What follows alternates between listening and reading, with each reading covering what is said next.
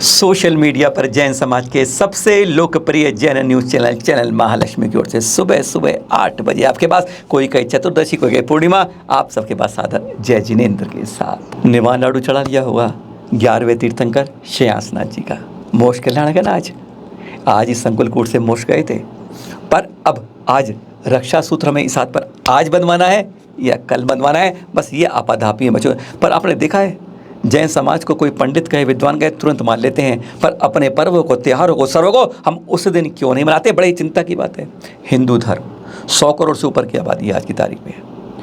राखी हो आज की तरह, या होली हो, दिवाली हो, दशहरा हो, कोई और त्योहार, नवरात्र हो, गणेश हो, तो कोई भी दिन हो उसी दिन मनाया जाता है। चाहे गिनती बहुत बड़ी हो, 100 करोड़ से ऊपर की हो, तभी उसी दिन।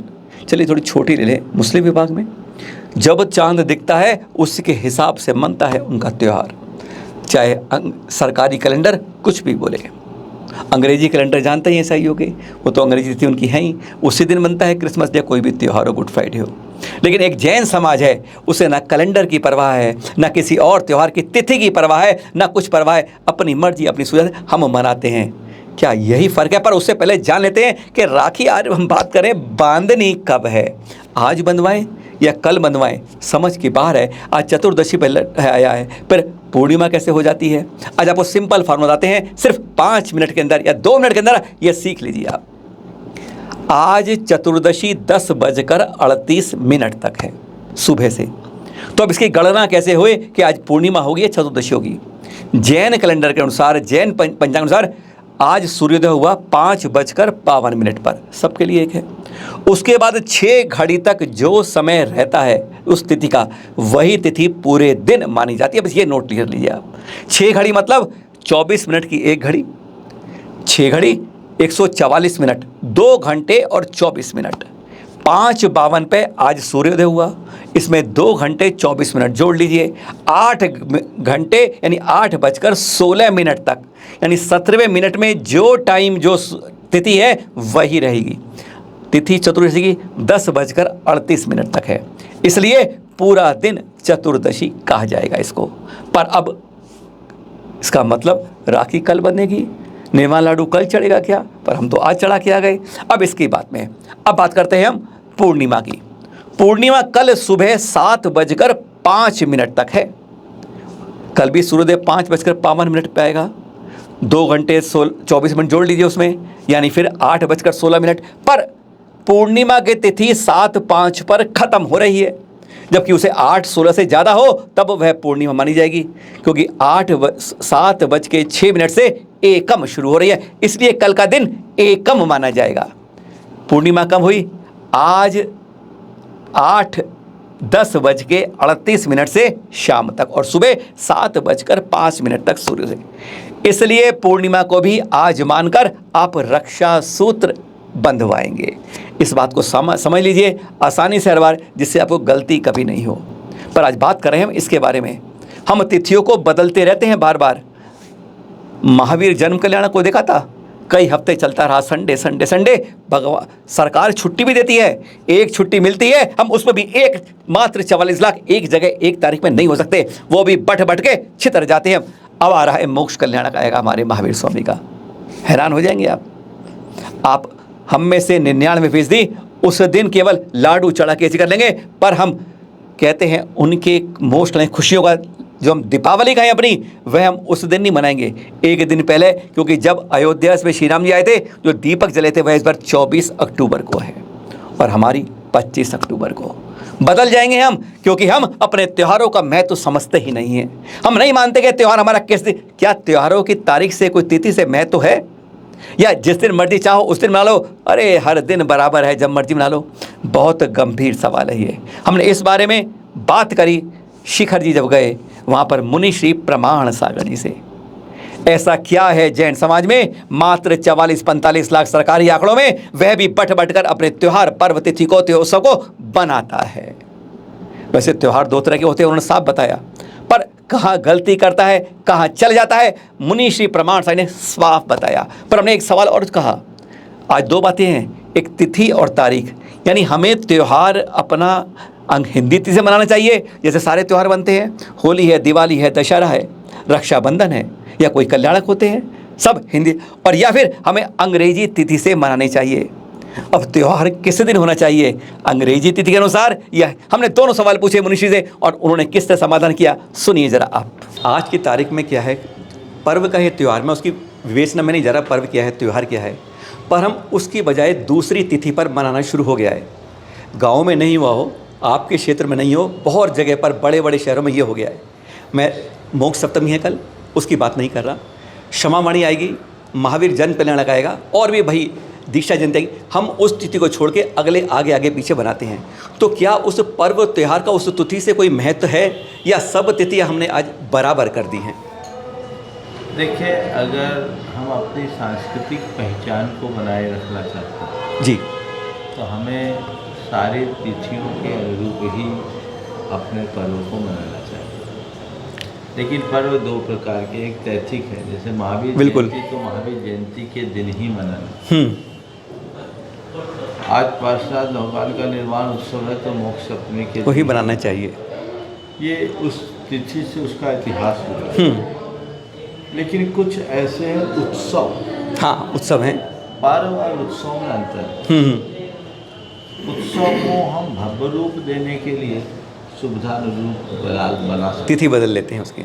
जैसे आज क्षमावाणी है, तो क्षमावाणी तो हमारी आसोज बदी एकम को है, सब मंदिरों में वही होता है, ठीक है, और सब लोग ऐसे अपनी क्षमावाणी करते हैं। लेकिन क्षमावाणी को एक बृहद पैमाने पर मनाने के लिए, उत्सव का रूप देने के लिए, प्रभावना बड़ी करने के लिए लगभग रविवार होता है, और कई शहरों में तो कई रविवार बिल्कुल आगे जाते हैं। मेरी दृष्टि में इसे स्वीकारने में संकोच नहीं करना चाहिए, क्योंकि आज के लोगों की जो व्यस्तता है, जीवन शैली है, हर व्यक्ति एक साथ रुक नहीं सकता, एक साथ इकट्ठे नहीं हो सकता, तो इसमें कोई दोष नहीं है। लेकिन मूल तिथि को न भूलें।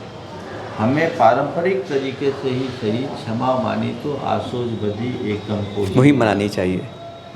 इसी तरह चातुर्मास कलश स्थापना है, आपने शायद बिल्कुल, मैं यही अगला यही है उसमें।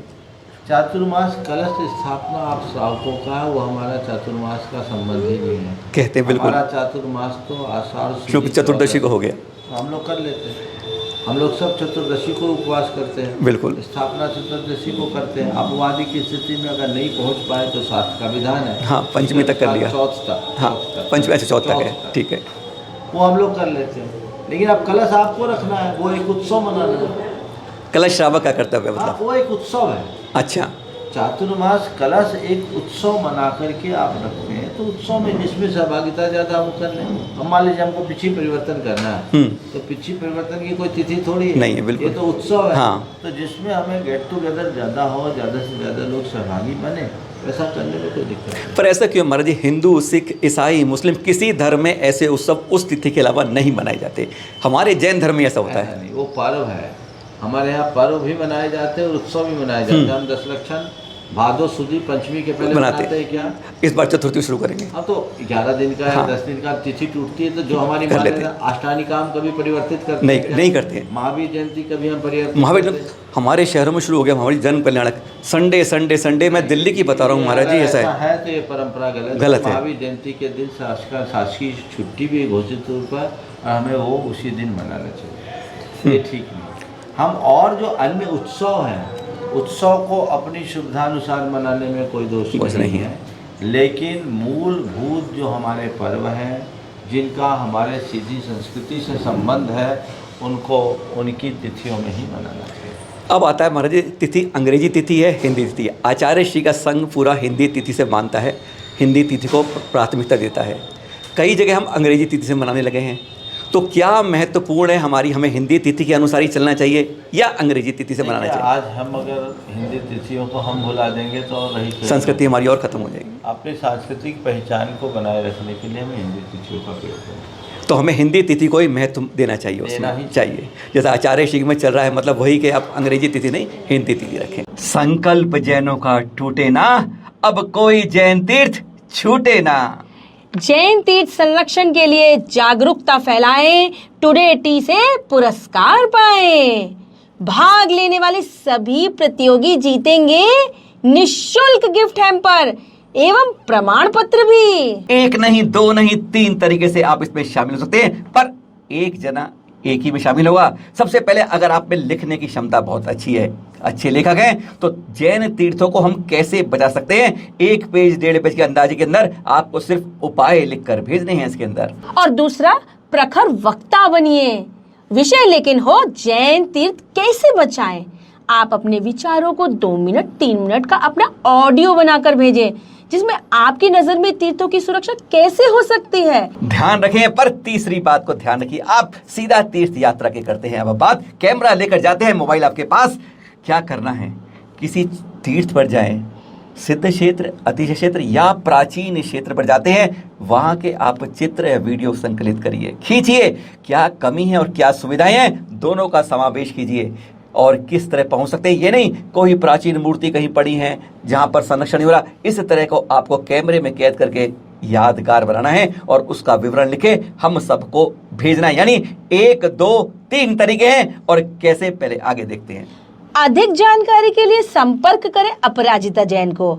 व्हाट्सएप नंबर है 9717494975। ये तो नंबर हो गया व्हाट्सएप पर आपको भेजने के लिए, पर ध्यान रहे आप सबको इसके साथ कई नाम, पूरा पता, साथ में मोबाइल नंबर जरूर भेजना है। कई सज्जन नाम भेजना भूल जाते हैं, कभी कोई मोबाइल नंबर भूलना, पूरी चीजें भेजें। और इसके लिए सबसे सरल तरीका है जो ये देख रहे हैं आप, गूगल फॉर्म। अब इसको स्कैन करना है इस QR कोड से जो आप देख रहे हैं SMS स्क्रीन के ऊपर, इसको अपने मोबाइल से स्कैन करिए, आप सीधा ही गूगल फॉर्म पर पहुंच जाएंगे। नाम, पता, मोबाइल सब कुछ आपसे वे मांग लेगा, क्योंकि जब तक आप भरेंगे नहीं एंट्री होगी नहीं। इसी में आपको डिस्क्रिप्शन, अपना आलेख भेजिए, आपने कोई चीज बनाई है या हमें कोई अटैचमेंट करनी है वह करिए और सबमिट कर दीजिए, और फिर आपको स्वीकार होने पर ID नंबर अपने आप मिल जाएगा। 3 सर्वश्रेष्ठ को मिलेगा टुडे टी की ओर से प्राइज। पहला 3100, दूसरा 2100 और तीसरा 1100 रुपए। इसके साथ सभी प्रतियोगियों को मिलेगा प्रमाण पत्र और निःशुल्क गिफ्ट हैम्पर। याद रहे, अंतिम तिथि भूलना मत, 31 अगस्त 2022। हर किसी को इनाम ही इनाम, घर बैठे, कोई खर्चा नहीं, सिर्फ मोबाइल से और या गूगल फॉर्म भर के आपको भेजना है। 3 तरीके फिर बता दें आपको, या तो आप अपना आलेख लिखकर भेजेंगे, गूगल फॉर्म पर क्लिक करेंगे QR कोड पर और उस पर भर कर भेज देंगे। पर एक बात ध्यान रहे कि आपकी प्रविष्टि एक ही बार मान्य होगी, दोबारा भरने पर कैंसिल हो जाएगी, इसलिए एक ही प्रविष्टि मान्य है। जी हाँ, इस नंबर पर या इस गूगल फॉर्म पर कभी और कुछ नहीं लिखें, केवल आवश्यक तो यार एक बार भेजिए। दूसरी प्रतियोगिता है ऑडियो के रूप में आपकी स्पीच, और तीसरी है आपका मोबाइल, आपका कैमरा जो जाएगा तीर्थों पर, अति क्षेत्रों पर, खींच के लाएगा, पूरी जनता को बताएगा, और जो इसमें अच्छे अच्छे होंगे वह हम चैनल महालक्ष्मी पर दिखाएंगे भी पूरे जैन समाज को। ध्यान रखिए, मिलना है हम सबको, क्योंकि संकल्प है हमारा, जैनों का कोई यह तीर्थ अब हमसे छूट ना जाए।